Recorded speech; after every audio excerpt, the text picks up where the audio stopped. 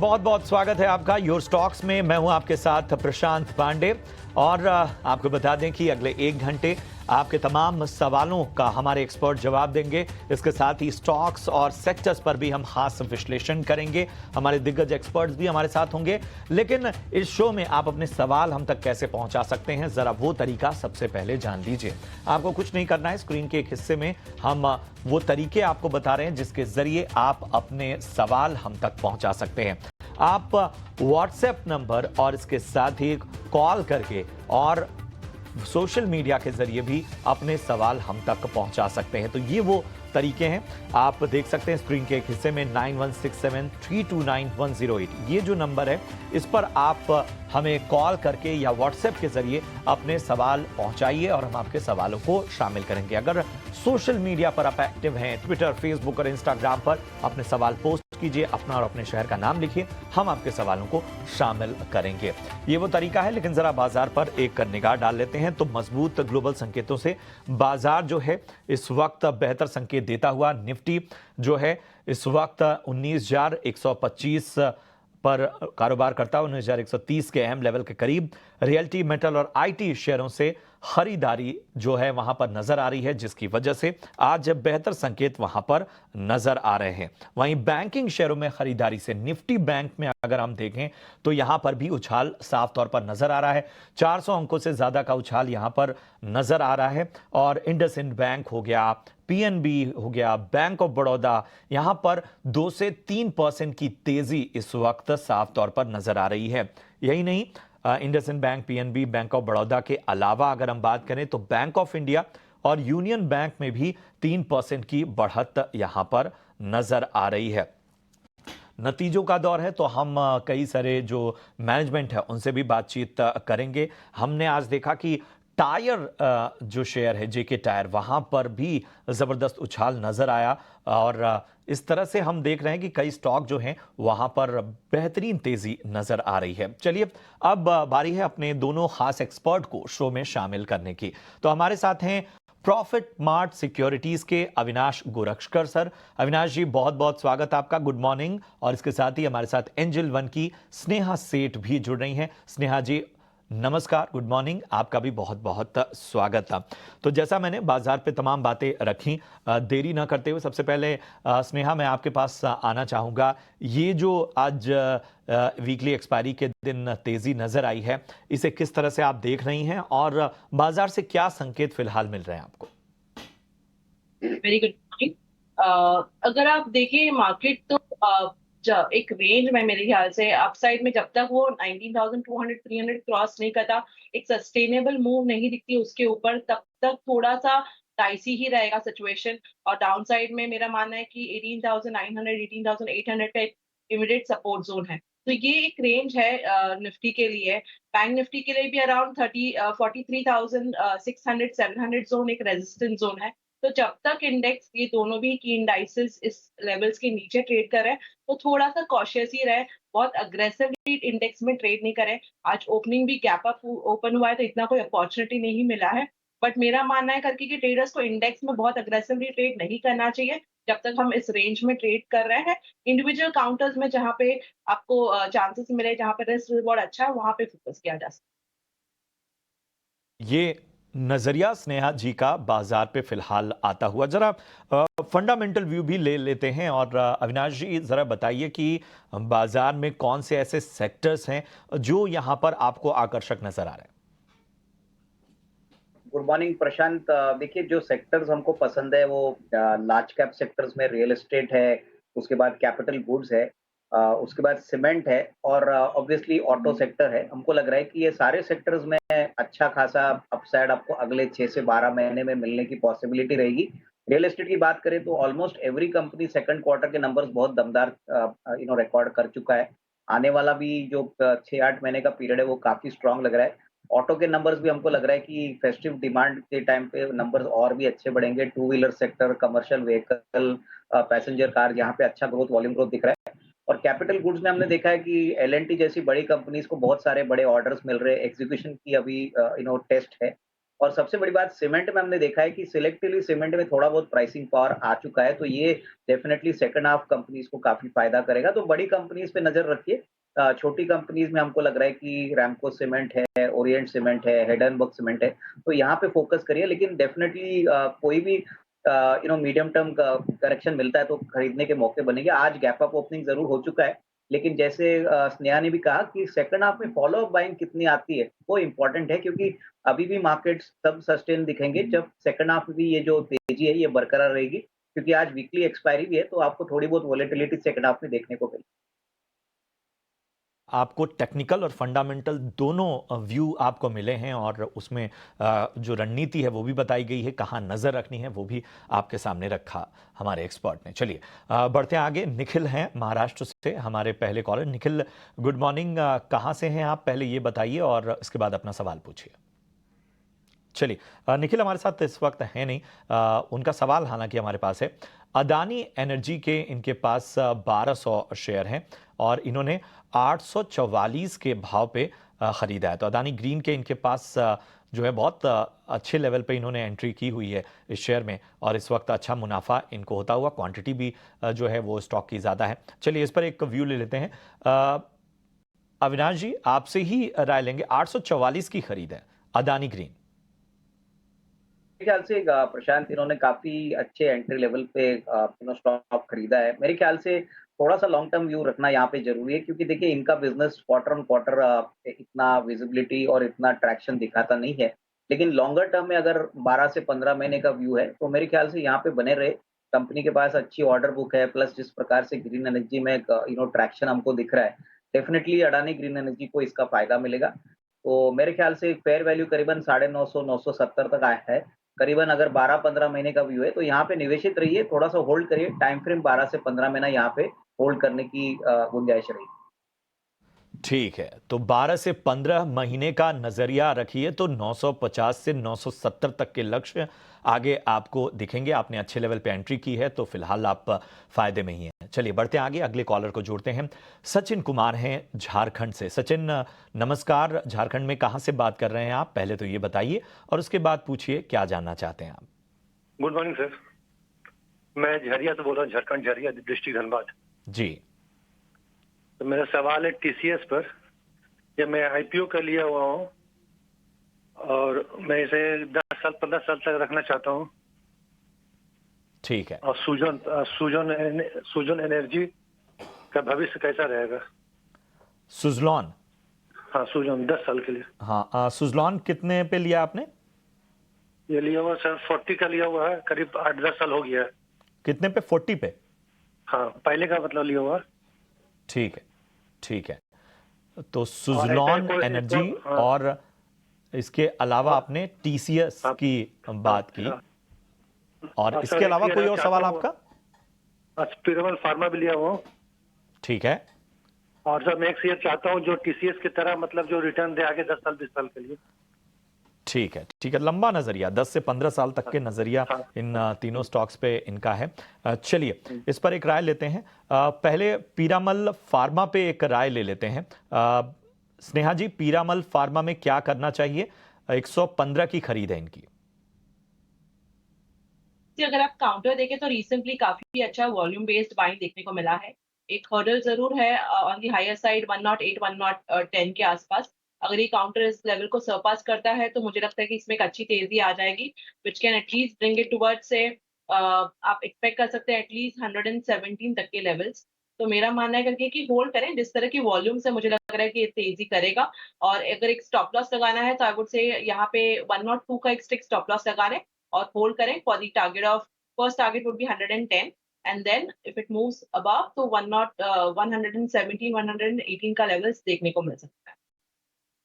इनके दो और सवाल हैं अविनाश जी, मैं आपके पास उन सवालों के साथ आऊंगा। 10 से 15 साल का नजरिया है इन दोनों स्टॉक पे इनका। एक तो है इनके पास टीसीएस। टीसीएस इन्होंने जो है वो आईपीओ के लेवल पे लिया हुआ है, लेकिन 10 से 15 साल कह रहे हैं, बहुत बड़ा नजरिया लेके चल रहे हैं। इसके अलावा इन्होंने सुजलॉन पे भी राय जाननी चाहिए। सुजलॉन इन्होंने 40 रुपए पे खरीद दिया है। क्या होगा सुजलॉन और टीसीएस पे इनको राय? प्रशांत देखिए, टीसीएस की अगर हम बात करें तो मुझे लग रहा है कि अगले 3-5 साल में बहुत अच्छा ग्रोथ आपको देखने को मिलेगा। हालाँकि देखिए शॉर्ट टर्म में सभी लोग जानते हैं कि आईटी सेक्टर में काफ़ी सिग्निफिकेंट हेडविंड्स है, तो नियर टर्म में तो आईटी सेक्टर की दिक्कतें बढ़ेंगी।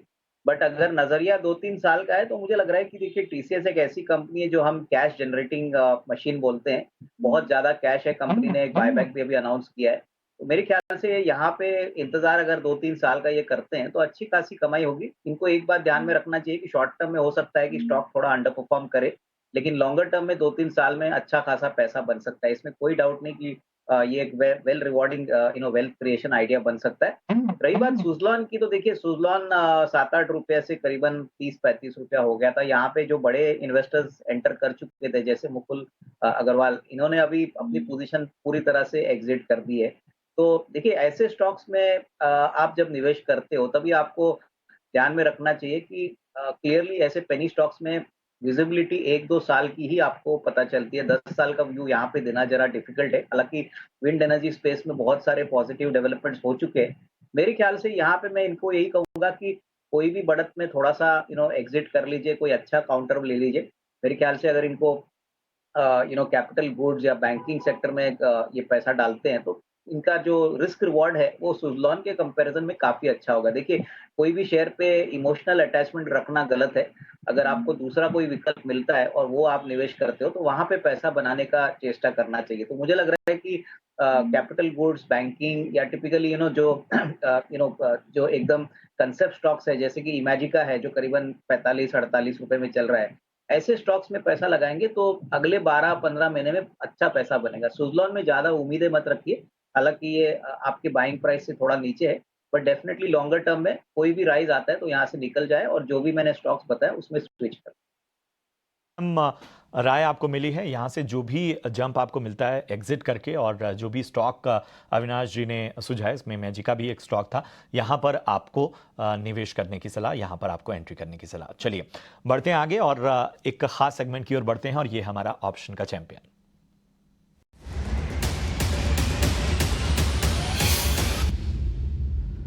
और आज ऑप्शन का चैंपियन बताने के लिए फिनवर्सिफाई की ध्वनि पटेल जी हमारे साथ जुड़ गई हैं। ध्वनि, गुड मॉर्निंग। बताइए आज आपकी ऑप्शन की रणनीति क्या है? Good morning. आज की हमारी जो ऑप्शन की रणनीति यहाँ पे रहेगी वो लुपिन में रहेगी।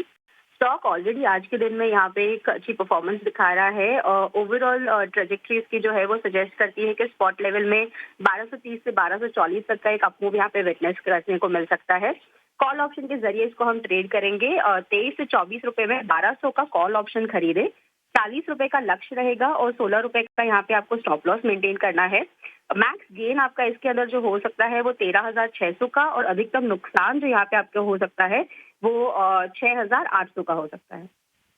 ठीक है, बहुत बहुत शुक्रिया करेंगे ध्वनि आपकी इस ऑप्शन की रणनीति के लिए। तो लुपिन में जो है ऑप्शन की स्ट्रेटजी 1200 की कॉल खरीदें, 38 से 40 के लक्ष्य के लिए, अधिकतम जो फायदा है वो 13,600 तक का, 6,800 तक के नुकसान इसमें संभव। लेकिन यहाँ पर एक आपको रिस्क डिस्क्लोजर दे देते हैं कि जो ऑप्शन की दुनिया है वहां पर 10 में से 9 लोगों को नुकसान होता है, तो बहुत सोच समझ कर ही आप यहाँ पर निवेश करें क्योंकि जोखिम का हिस्सा बहुत ज्यादा है। चलिए यहां रुकेंगे एक छोटे से ब्रेक के लिए, फौरन हाजिर होते हैं।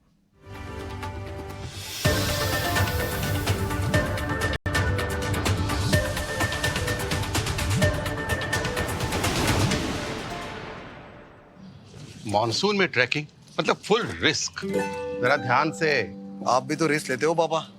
हैं? अरे मैं तो ठंडी चाय भी फूंक फूंक कर पीता हूँ। मैं स्टॉक मार्केट की बात कर रहा हूँ। उन्हीं प्रोडक्ट्स में ट्रेड करें जितनी आपकी रिस्क लेने की क्षमता हो और उस रिस्क के बारे में आपको जानकारी हो। ज्यादा रिस्क लेने से प्रॉफिट के साथ नुकसान का भी चांस बढ़ जाता है। सोचकर समझकर इन्वेस्ट कर।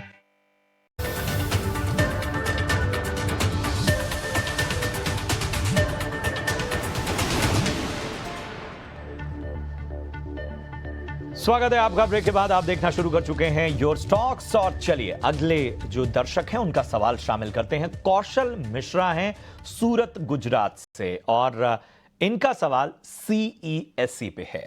3014 शेयर इनके पास हैं और इन्होंने 94 रुपए के करीब इस स्टॉक में एंट्री की है। फिलहाल इनके भाव से स्टॉक नीचे, हालांकि आज हम देख रहे हैं लगभग 1.5% की तेजी नजर आ रही है स्टॉक में। सीईएसई में क्या करना चाहिए, अविनाश जी जरा बताइए। प्रशांत, मुझे लग रहा है कि इनका नजरिया अगर 12-15 महीना है तो देखिए पावर जनरेशन स्पेस में बहुत एपेटाइट है और CSC Calcutta state electric corporation के नाम से जानी जाती थी, अभी एक फोकस प्लेयर है। अगर नजरिया थोड़ा सा मीडियम टू लॉन्ग टर्म है तो यहाँ पे निवेशित रहिए। मुझे लग रहा है कि पावर जनरेशन थीम बहुत अच्छी तरह से प्ले आउट होगा और अभी भी काफी अच्छा एपेटाइट है ग्रोथ के लिए, तो यहाँ पे डेफिनेटली होल्ड करने की राय रहेगी, लेकिन टाइम फ्रेम 12 से 15 महीने रखें। महीनों का नजरिया आप रखिए, तब आपको यहां पर बेहतर संकेत मिल सकते हैं। ये अविनाश जी की राय। बढ़ते हैं आगे। हमारे अगले दर्शक भी गुजरात से हैं, जिनका नाम किशोर है। किशोर, गुड मॉर्निंग। गुजरात में कहां से बातचीत कर रहे हैं आप और इसके बाद अपना सवाल पूछिए। गोंडल से बात करता हूँ। वो मैं आईओसी लिया है। IOC Indian oil? IOC Indian IOC. Okay, कितने रुपए पे आपने खरीदा है? वो 90 रुपये में खरीदा है। ठीक है। इसके अलावा कोई और भी सवाल है आपका? और एसबीआई लिया है। ठीक है। 104 रुपये में। 104 रुपए में आपने एसबीआई लिया हुआ? 604 रुपये में। कितना? 604 रुपये। 604। हाँ, ठीक है। तो एसबीआई 604 की खरीद और आईओसी में इन्होंने 90 रुपए पे खरीदारी की है। एक में इनको नुकसान होता हुआ, वहीं एक में इनको फायदा फिलहाल होता हुआ। चलिए इस पर एक राय ले लेते हैं। स्नेहा बताएं जरा, पहले जहां नुकसान हो रहा है उस पर एक नजरिया लेते हैं। एसबीआई 604 रुपए की, माफ कीजिएगा, खरीद है उनकी। क्या करना चाहिए? 1000 शेयर लिए हैं। काउंटर देखें तो यहाँ पे एक अच्छे सपोर्ट जोन से ही रिकवर किया है। अराउंड आप देखेंगे अराउंड 545 550 के आसपास एक सपोर्ट जोन था, वहां से रिकवरी दिखी है हमें इस काउंटर में। मेरा मानना है कि थोड़ी और तेजी आके मे बी यहाँ पे अपसाइड में एक 580 तक का लेवल्स है, बट अगर ये 580 लेवल क्रॉस करता है तभी ही जाके इसमें एक मोमेंटम आएगा। मुझे लगता है करके कि ये बहुत ही इंपॉर्टेंट लेवल रहेगा इस काउंटर के लिए अभी के लिए, जिस तरह का ओवरऑल मार्केट है। अगर 580 क्रॉस करता है तब जाके इसमें एक अच्छी मूव आके आप उनके जो बाइंग लेवल्स है अराउंड 610 के आसपास वो लेवल देखने को मिलेंगे, और अगर ये क्रॉस होता है तभी ही इसके ऊपर के भी लेवल्स दिखेंगे। तो आई बिलीव करके कि अभी के लिए थोड़ा सा आपको टाइम देना पड़ेगा। ऐसे नहीं कि काउंटर बुरा है, बट ओवरऑल अभी जिस तरह का मार्केट है तो मे बी एक पॉसिबिलिटी है कि फिर से एक डाउनफॉल आ सकता है एक 580 लेवल्स के आसपास आने के बाद। तो आई वुड रिकमेंड करके कि अगर आपके पास समय है तो आप इसे होल्ड करें जब तक ये at least around on the lower side 555 को सपोर्ट दे रहा है, ये इस लेवल के ऊपर चल रहा है, तो नियर टर्म में ओवरऑल ये डिप्स पे लॉन्ग कर सकते हैं।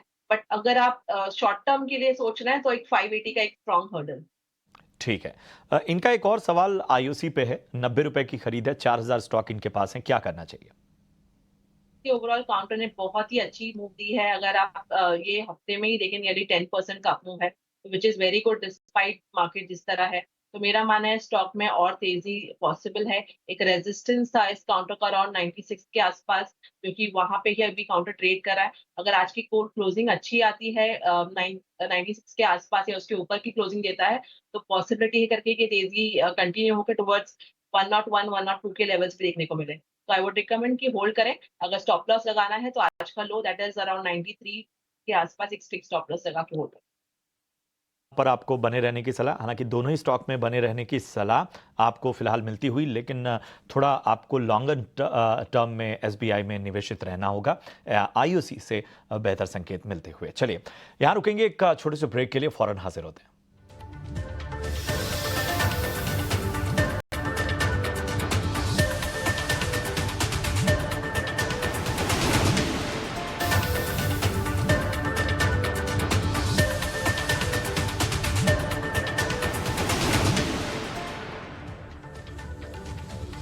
स्वागत है आपका ब्रेक के बाद। आप देख रहे हैं योर स्टॉक्स और शो की शुरुआत में भी मैंने आपसे कहा था कि नतीजों का दौर है और मैनेजमेंट से इस दौरान हम अहम चर्चाएं भी कर रहे हैं।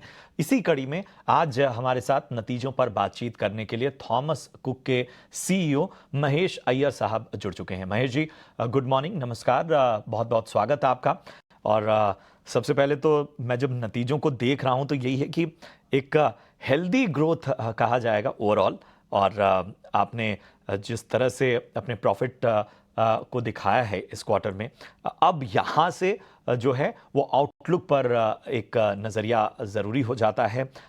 किस तरह के रेवेन्यू ग्रोथ ट्रैक्शन आपको नज़र आ रहे हैं? प्रशांत, बहुत बहुत शुक्रिया मुझे इस शो पर बुलाने के लिए। एंड जैसे आपने कहा त्योहारों का सीजन है, तो मेरी तरफ से आपको और आपके सभी दर्शकों को त्योहारों की शुभकामनाएं। इस क्वार्टर में हमारा परफॉर्मेंस काफी अच्छा रहा है। जैसे आप जानेंगे कि ये जो क्वार्टर है, सितंबर क्वार्टर, टिपिकली एक शोल्डर क्वार्टर होता है ट्रैवल कंपनीज के लिए। अप्रैल जून हमारा पीक क्वार्टर होता है बिकॉज वो हॉलीडेज के साथ कोइंसाइड करता है। और इस क्वार्टर में हम ज्यादातर शोल्डर क्वार्टर बोलते हैं, जहाँ पे मानसून का कुछ इफेक्ट रहता है डोमेस्टिक ट्रैवल पे। स्कूल खुल जाते हैं तो लोगों के ट्रैवल की जो ये रहती है, अपॉर्चुनिटी रहती है, तो कम हो जाती है। इसके बावजूद हमारे जो नतीजे आए हैं इस क्वार्टर के लिए काफी अच्छे रहे हैं। एंड मैं बहुत ही खुश हूँ इस बात से कि हमारे सभी सेगमेंट्स में हमने more than double digit growth देखा हुआ है। एंड मैं जब ये डबल डिजिट ग्रोथ की बात कर रहा हूँ, I'm talking about more than 20% across all segments। इसके चलते हमारे प्रॉफिटेबिलिटी में काफी सुधार हुआ है। From a 5 crore profitability in the previous quarter of the comparable quarter, we are at about 76 crores। तो हमने 14 टाइम्स ग्रोथ देखा है हमारी प्रॉफिटेबिलिटी में। आपकी जो प्रश्न है, जो हम आउटलुक देख रहे हैं, आप जैसे जानते हैं कि मोमेंटम जो है टेलविंड की तरह है इस वक्त हमारे लिए।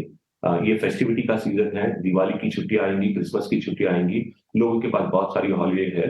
और अगर हम हमारे फॉरवर्ड बुकिंग को देखें, इस वक्त हमारी फॉरवर्ड बुकिंग की ग्रोथ 32% हायर है as compared to last year. अगर हम हमारी फॉरेन एक्सचेंज बुकिंग को देखें तो हमारा ट्रेंड अक्टूबर मंथ में ही काफी अच्छा रहा है। और हमने बहुत सारी प्रोडक्ट्स लॉन्च की है इन फेस्टिविटीज को ध्यान में रखते हुए और लोगों की छुट्टियों को ध्यान में रखते हुए। तो हमारी जो मोमेंटम है इस वक्त काफी अच्छी बनी हुई है। दूसरी इंपॉर्टेंट एलिमेंट ये है कि हमने जो मार्जिन में हमारी एक्सपेंशन देखी हुई है वो काफी स्टेडी है, और उसकी जो मोमेंटम है पिछले 2-3 क्वार्टर से काफी अच्छी रही है। और हमारी जो कॉस्ट ट्रांसफॉर्मेशन है उसकी पूरी बेनिफिट हमारे पीरियड में हमको दिख रही है। तो क्लियरली अगर देखा जाए तो आप अगले 1-2 क्वार्टर के लिए हमारी मोमेंटम बनी हुई है। एंड अनलेस एंड अनटिल कुछ मेजरली हो जाता है, I think we will have a good outcome for the coming quarters. ठीक है अय्यर साहब, एक चीज़ जो हम देख रहे हैं वो ये है कि ऑक्यूपेंसी जो है वो 63% पर जो है वो बरकरार है, सस्टेन कर रही है। लेकिन ईयर ऑन ईयर बेसिस पे एक ठीक है सस्टेन तो हुआ है, लेकिन ग्रोथ क्यों नहीं है? हम G20 भी को भी देखें, हम वर्ल्ड कप को भी देख रहे हैं, हॉस्पिटैलिटी इंडस्ट्री हालांकि कोविड के बाद एक कोविड के दौरान एक सेटबैक ज़रूर था, लेकिन उस हिसाब से बहुत तेज़ी से आगे बढ़ी। क्या फैक्टर्स यहाँ पर नज़र आ रहे हैं? और ज़रा अपने कॉर्प ट्रैवल के बारे में भी बताइए कि वो किस तरह करा। तो प्रशांत, पहले तो ये जो ऑक्यूपेंसी की बात करें, ये हमारी हॉस्पिटैलिटी बिजनेस के अंदर है, जो स्टर्लिंग हॉलिडे रिसॉर्ट्स है। वहां पे अगर आप देखेंगे 63% occupancy on a steady state, ये काफी अच्छी एक नंबर है। क्योंकि ये भी हमें देखना है कि इस वक्त पे हमने रूम एडिशंस क्या किए हुए। हम एंड ऑफ सितंबर 23 हमारी 44 रिसॉर्ट्स है और तकरीबन 2550 रूम है। अगर इसको एक साल पहले हम कंपेयर करें तो we were less than 35 resorts and about 2000 rooms. तो on an incremental room availability basis our occupancy has remained steady at 63%। तो अगर आप उस बेस के हिसाब से कंपेयर करेंगे तो हमारी बेस जो है जिसपे हम ऑपरेट करते हैं उस पे हम 63% सस्टेन कर रहे हैं, तो वो ग्रोथ ऑलरेडी इनबिल्ट है उसके अंदर। दूसरी इंपॉर्टेंट बात है इसमें, हमारी जो ARR है, जो एवरेज रूम रियलाइजेशन और रेवेन्यू मिलती है, वो 6500 रुपीज में है। जो अगर आप उसको एक साल पहले देखेंगे तो वी वर सब 5000 रुपीज। सो उसमें भी हमने ऑलमोस्ट 30% ग्रोथ देखा है। सो अगर आप रूम रेंट की तरफ से देखेंगे या फिर ऑक्यूपेंसी की तरफ से देखेंगे तो दोनों में हमने ग्रोथ देखा है। जो क्वेश्चन आपने पूछी जैसे G20 और ICC का जो इम्पैक्ट है, स्टर्लिंग हॉलिडे रिसॉर्ट्स के जो लोग जो जाते हैं वो basically more like a leisure holiday resort है। वहां पे आपको जो बिजनेस ट्रैफिक या वन डे ट्रैफिक होता है वो नहीं आता है। G20 जो है वो थॉमस कुक की बिजनेस में माइस जो हम लोग ऑपरेट करते हैं, जो B2B हॉलिडे बिजनेस है, उसमें हमने केटर किया हुआ है। एंड जैसे आप जानते हैं कि इंडिया की प्रेसिडेंसी खत्म हो रही है और उसमें हमने 44 गवर्नमेंट की इवेंट्स किए हैं स्प्रेड अक्रॉस 31 स्टेट्स एंड काफी चहल पहल रही है उसमें। एंड उसके चलते इंडिया की जो इमेज है एंड जो इमेजरी रहेगी ओवरसीज ट्रैवलर के लिए इंडिया की तरफ, और जो वो पर्यटक हमारी कंट्री में आएंगे और हमारी कल्चर को, हमारी ट्रेडिशन को एक्सपीरियंस करेंगे, उसके लिए एक बहुत बड़ा बढ़ावा मिलेगा। तो इसका जो इम्पैक्ट रहेगा वो एक ही साल नहीं है बट सस्टेन रहेगा। एंड जैसे बहुत सारे स्टेट टूरिज्म बोर्ड्स अब आगे आकर उस पर स्पेंड कर रहे हैं, हमारा यह अनुमान है कि आगे चलकर ये बहुत सस्टेन ग्रोथ दिखाएगा। कॉर्पोरेट ट्रैवल की तरफ देखा जाए तो हमने इस क्वार्टर में तकरीबन 8 नए कॉर्पोरेट कस्टमर्स को ऐड किए हुए हैं, रफली about 100 crores of top line sales जो उनकी तरफ से आएंगे। अब आप जैसे जानते हैं कि कॉर्पोरेट ट्रैवल जो है, हम कॉर्पोरेट ट्रैवल पॉलिसीज एडमिनिस्टर करते हैं लार्ज कॉर्पोरेट्स के लिए। तकरीबन अगर आप देखेंगे तो टॉप 500 कंपनीज में एटलीस्ट 200 कंपनीज हमारे साथ काम करती है। आइदर हम एकदम एक्सक्लूसिव ऑपरेटर है उनके साथ, या फिर किसी के साथ हम बिजनेस शेयर करते हैं, बिकॉज किसी कॉर्पोरेट्स की 2 वेंडर पॉलिसीज होती है। बट क्लियरली अगर देखेंगे तो हमें उसमें भी मोमेंटम मिल रही है। We are a home grown largest corporate travel management in the country and हमारी ग्रोथ उस बिजनेस में 15% पिछले 3 से 4 साल तक रही है, एक्सक्लूडिंग द पैंडेमिक पीरियड। तो क्लियरली मोमेंटम उस बिजनेस में है। हमारी इस बिजनेस में फोकस यही रहती है कि हमारी मार्जिन किस तरह एक्सपैंड हो और कॉस्ट ऑफ कैपिटल, बिकॉज आप जानेंगे कि इस बिजनेस में लॉट ऑफ क्रेडिट गोस इन, तो हम उस कॉस्ट ऑफ कैपिटल को अच्छी तरह से मैनेज करते हैं। वॉल्यूम ग्रो करना इतना डिफिकल्ट नहीं है, बट अपनी कॉस्ट को मैनेज करना बहुत इंपॉर्टेंट होता है। बहुत अहम बात आपने कही। महेश जी, एक चीज़ और मैं जानना चाहता हूं कि ये जो मार्जिन में राइज है, इसको किसका सपोर्ट आप ज़्यादा देख रहे हैं? क्या वो ऑपरेटिंग लेवरेज का है या कोई और फैक्टर है? ज़रा इस पर रोशनी डाल पाएं। Combination of both Prashant ji. अगर आप देखेंगे तो पहले हमारी ऑपरेटिंग मार्जिन जिस तरह हम डिफाइन करते हैं, जो कस्टमर से हम रियलाइज करते हैं मार्जिन, उसमें हमारी एक्सपेंशन हुई है। Across businesses we have seen about 200 to 250 basis points expansion from the pre-pandemic level, और वो इसलिए, and that despite the fact that input costs have gone up, and that's because we have brought in बहुत सारी economies of scale operate कर रही है हमारे लिए। हमारी बाइंग अच्छी हो गई है, हम उसको और एसओटीसी 2 ब्रांड बैकएंड में काफी अच्छी तरह से मिलजुल कर बाइंग कर रही है, और उसके चलते हम सप्लायर से अच्छी प्राइस एक्सट्रैक्ट कर पा रहे हैं, जिसकी कुछ बेनिफिट्स हम कस्टमर को पास कर रहे हैं, कुछ हम अपने पास रख रहे हैं। दूसरी इंपॉर्टेंट एलिमेंट है, अगर आप देखेंगे तो हम पिछले कई क्वार्टर से कहते हैं कि हमने एक कॉस्ट ट्रांसफॉर्मेशन किया पैंडेमिक पीरियड में, जहां पर हमने अपनी पूरी कॉस्ट बेस को रीन किया हुआ है और रीसेट किया हुआ है। और आज अगर हम देखेंगे तो we are still operating at about 70% of our pre pandemic cost base, and मेरा यह अनुमान है कि हम इसको इसी लेवल पे कुछ हद तक ऑपरेट कर पाएंगे अगले 3 या 4 क्वार्टर तक। ठीक है महेश जी, एक हल्का फुल्का सवाल जाते जाते ज़रा उसका जवाब दे दीजिए। बहुत सारे जो कंज्यूमर हमारे दर्शक हैं वो छुट्टियों का प्लान बना रहे होंगे, तो ज़रा बताएं कहाँ जो है वो इस वक्त घूमने जाया जा सकता है, और अगर हम भारत की बात करें और भारत दर्शन को जो है वो काफ़ी बढ़ावा दिया जा रहा है, तो ज़रा बताएं। देखिए प्रशांत जी, हम तो एक हॉलिडे मेकर हैं। मैं तो यही चाहूंगा कि आपके दर्शक हमारे साथ जहां भी ट्रैवल करना चाहे हम उन्हें ले जाएंगे, बट प्रिफर्ड डेस्टिनेशन जैसे अब नवंबर दिसंबर, जैसे मैंने कहा छुट्टियों का मौसम है, विद इन इंडिया लोग देख रहे हैं डेस्टिनेशंस लाइक कश्मीर, अंडमान, हिमाचल, उत्तराखंड, ये बहुत पॉपुलर डेस्टिनेशन है अदर देन गोवा जो राउंड द ईयर प्रोडक्ट है। केरला की तरफ काफी डिमांड है इस वक्त। सो ये 4 या 5 डोमेस्टिक डेस्टिनेशंस काफी फेमस है। इंटरनेशनल देखेंगे तो ये period normally short hall destinations का होता है, जहां पे आप देखेंगे सिंगापुर, मलेशिया, वियतनाम, ये काफी हद तक बहुत बिक रहा है। Dubai has become the largest market for Indians travelling there. तो मुझे लग रहा है कि ये सब मार्केट में हमारी डिमांड, जैसे मैंने कहा कि हमारी फॉरवर्ड बुकिंग 32% हायर है, एक्चुअली हमने काफी ट्रैक्शन देखा है डोमेस्टिक और शॉर्ट हॉल में। लॉन्ग हॉल लोग इस वक्त ज्यादा नहीं ट्रैवल करते हैं, बिकॉज उसके लिए अगर आप 70-80 हजार रुपए का टिकट लेते हैं, 10 दिन की ट्रैवल करना है, उतनी लंबी छुट्टियां होती नहीं है लोगों के पास, तो लोग प्रिफर करते हैं कि domestic and short hall destination ले, जहां पे वो 5 से 7 दिन की छुट्टियां मना सके। तो मेरी रिकमेंडेशन यही रहेगी कि आप शॉर्ट हॉल और डोमेस्टिक की तरफ देखें, जिसमें हमने काफी ट्रैक्शन देखा हुआ है, एंड हमारी सभी प्रोडक्ट्स कस्टमर के लिए हमारी वेबसाइट, हमारी कॉल सेंटर अब सब जगह उपलब्ध है, जहां से वो बुक कर सकते हैं। बिल्कुल, बहुत-बहुत शुक्रिया करेंगे अय्यर साहब हमसे जुड़ने के लिए और आपको भविष्य के लिए शुभकामनाएँ और हमारे दर्शकों के लिए अहम राय देने के लिए भी आपका बहुत-बहुत शुक्रिया। चलिए, तो ये था थॉमस कुक का मैनेजमेंट हमारे साथ और चलिए ज़रा एक राय ले लेते हैं स्टॉक पे भी। स्नेहा, थॉमस कुक कैसा लग रहा है आपको? कि अगर आप काउंटर देखें तो रिसेंटली काफी अच्छी रैली दिया है काउंटर ने फ्रॉम दी स्पेसिफिकली अगर बोलूं तो एक रेजिस्टेंस था 90 के आसपास उसको सरपास किया है इन द मंथ ऑफ अगस्त उसके बाद जो अप्रूव दिखी है वो काफी स्ट्रांग है अपसाइड में एक हर्डल जरूर था अराउंड 141 का जो कि काउंटर ने सरपास किया है तो मुझे लग रहा है करके इसमें पॉसिबिलिटी है करके कि जो मोमेंटम है वो कंटिन्यू होगा और किसी के ऑलरेडी लॉन्ग्स है तो वो होल्ड कर सकते हैं किसी को स्टॉप लॉस लगाना है तो दैट विल बी अराउंड 132 के आसपास एक स्ट्रिक्ट स्टॉप लॉस लगा के होल्ड करें डिप्स आता है तो फिर से लॉन्ग कर सकते हैं अपसाइड में potential target would be around 155 157 बिल्कुल, तो बेहतर संकेत थॉमस कुक से नजर आते हुए और यहाँ पर आपको लक्ष्य भी आगे के लिए बता दिए गए। चलिए अगले जो दर्शक हैं उनका सवाल लेते हैं। संतोष कुमार पटना बिहार से। टाटा मोटर्स के इनके पास 100 शेयर्स हैं, 100 शेयर हैं, 610 रुपए के भाव पे इन्होंने यहाँ पर एंट्री ली है। फिलहाल इनके भाव से थोड़ा ऊपर स्टॉक।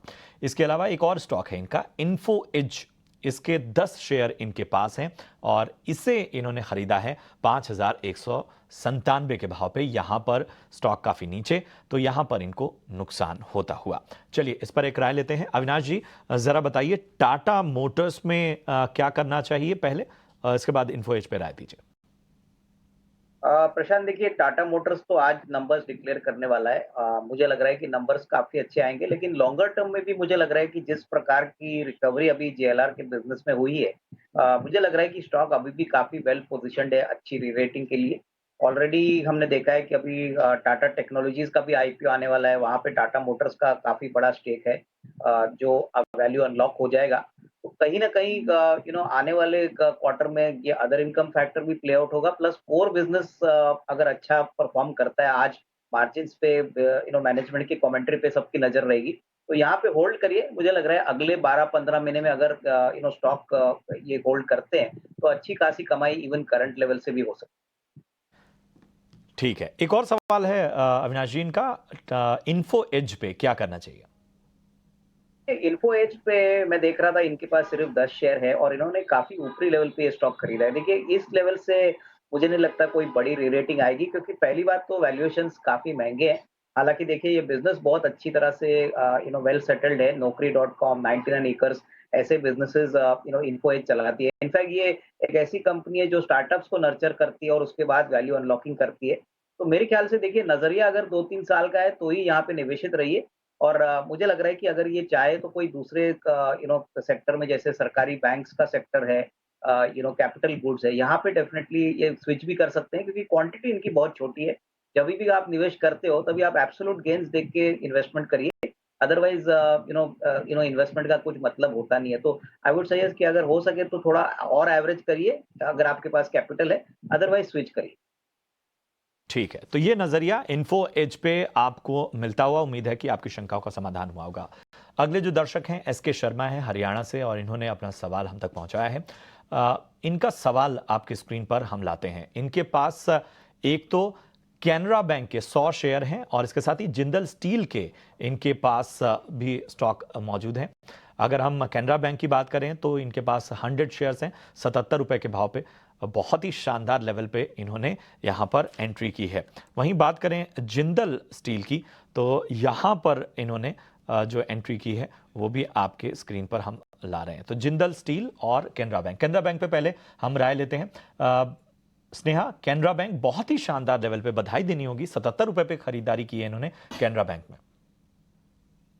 कोर्स उनके बाइंग लेवल्स काफी अच्छे हैं मेरा मानना है करके कि यहाँ पे ये काउंटर ने काफी अच्छा अप्रूव दिया है कंपेयर टू अदर्स और मुझे लग रहा है करके कि इसमें जो अपसाइड है वो कंटिन्यू हो सकता है।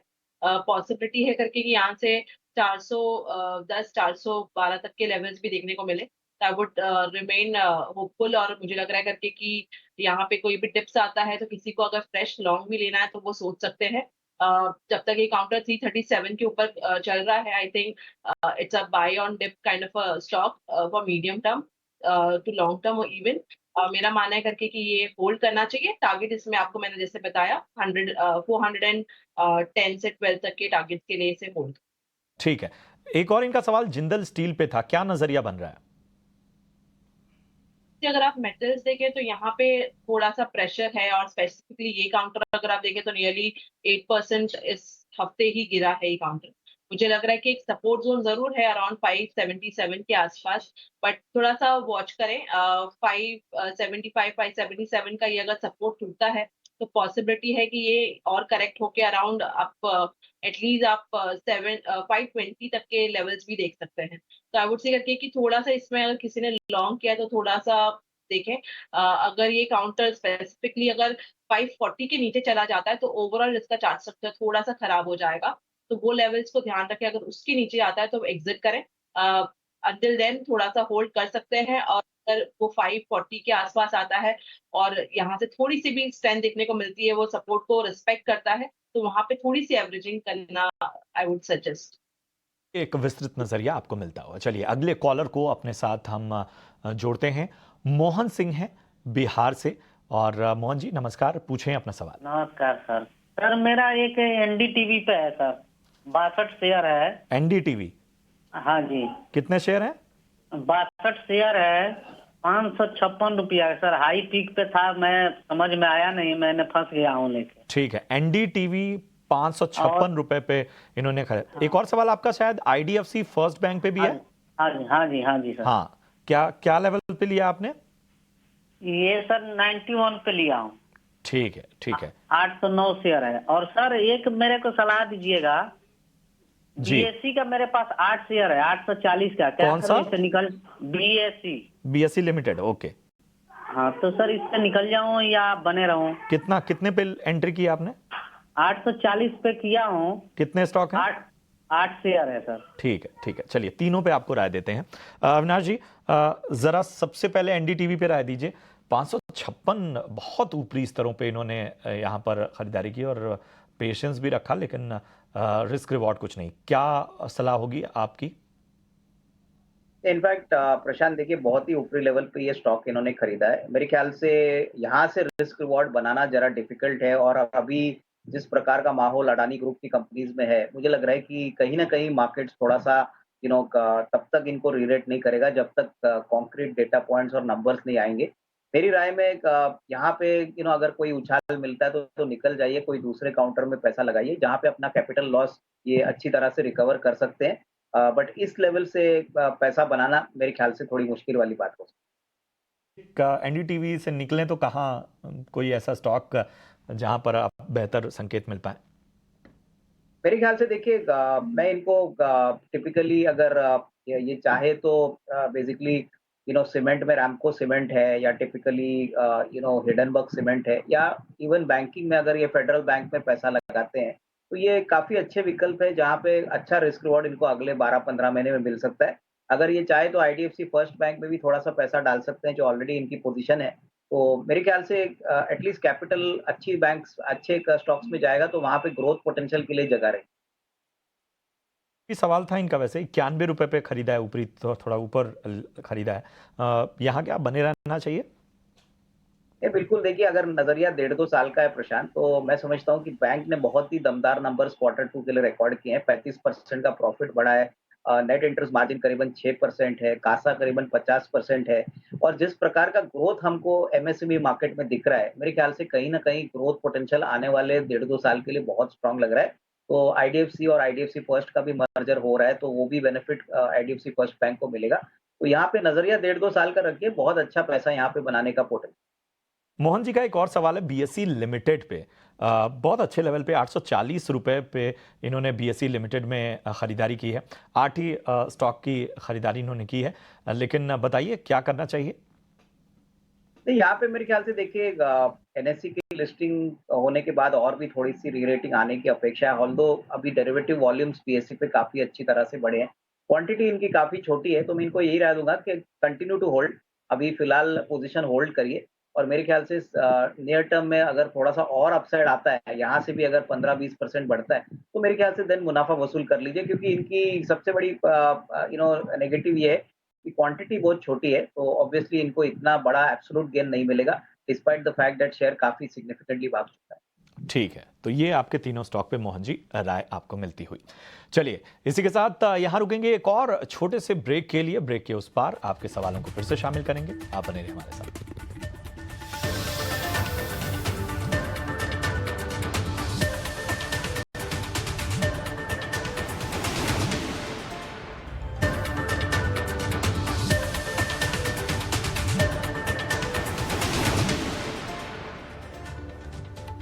स्वागत है आपका ब्रेक के बाद और आप देख रहे हैं योर स्टॉक और जोड़ते हैं अपने अगले कॉलर को। दिलीप जी हमारे साथ इस वक्त जुड़े हैं। दिलीप नमस्कार, कहां से बात कर रहे हैं आप और फिर अपना सवाल पूछिए। सर बॉम्बे दहेसा से बोल रहा हूँ। जी जी पूछें अपना सवाल। प्रादीप में लिया था 350, 42 रुपये के रेट पे लिया था। ठीक है, पारादीप फॉस्फेट्स ना? हाँ ठीक है। बॉम्बे दहेसा से बोल रहा हूँ। जी जी पूछा जी। प्रादीप में लिया था 350।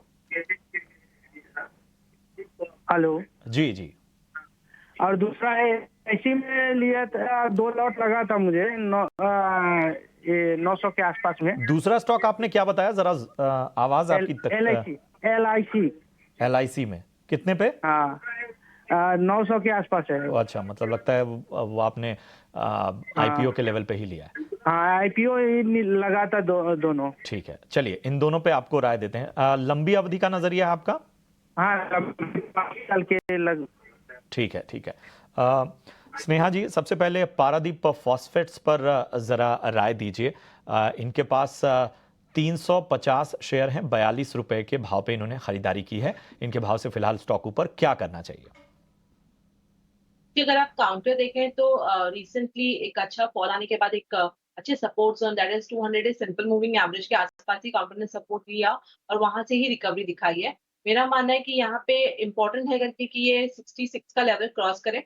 एक बार 66 ये लेवल क्रॉस हो जाता है तो इसमें फिर से एक मोमेंटम थोड़ा आ जाएगा और ओवरऑल चार्ट स्ट्रक्चर इसके थोड़े ठीक हो जाएंगे। मुझे लगता है कि 66 क्रॉस होता है तो पॉसिबिलिटी है करके कि ये फिर से 72 से लेके 74 तक के लेवल दिखा दे। तो आई वुड रिकमेंड इसे होल्ड करें। एक स्टिक स्टॉप लॉस जो आपको लगाना है दैट विल बी अराउंड 60। ठीक है, इनका एक और सवाल है और ये सवाल LIC पे है। IPO में इनका LIC लगा था। बहुत सारे निवेशक जो हैं वो इसमें फंसे हुए हैं, क्या राय होगी?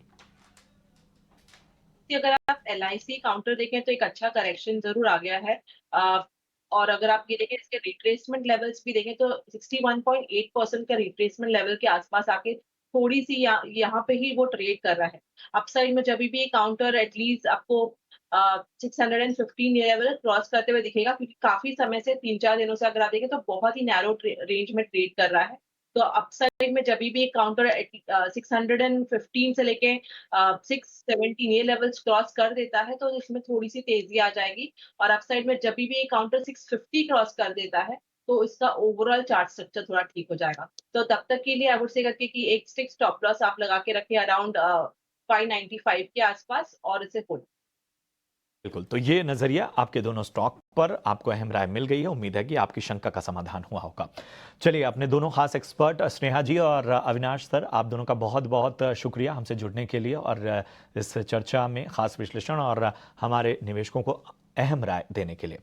इसी के साथ मेरे साथ इतना ही, लेकिन अगले एक्शन भरे शो के लिए तैयार हो जाइए। हमारे साथ स्टूडियो में मौजूद हैं मेरे सहयोगी विश्वमोहन। मुनाफे की मंडी में आज बताइए क्या है खास? देखिए, फेड के फैसले के बाद अब लग रहा है लोगों में कंफ्यूजन है कि क्या करना चाहिए, गोल्ड खरीदे क्या नहीं खरीदना चाहिए। आज ये बताएंगे, साथ ही कॉटन को लेकर एक रिपोर्ट भी लेकर हम आएंगे, बताएंगे कि क्या स्थिति है ग्राउंड की, क्यों डिमांड इतनी कम है, उत्पादन कम होने के अनुमान के बावजूद क्या और भी गिर सकते हैं कॉटन के दाम, बताएंगे ब्रेक के बाद।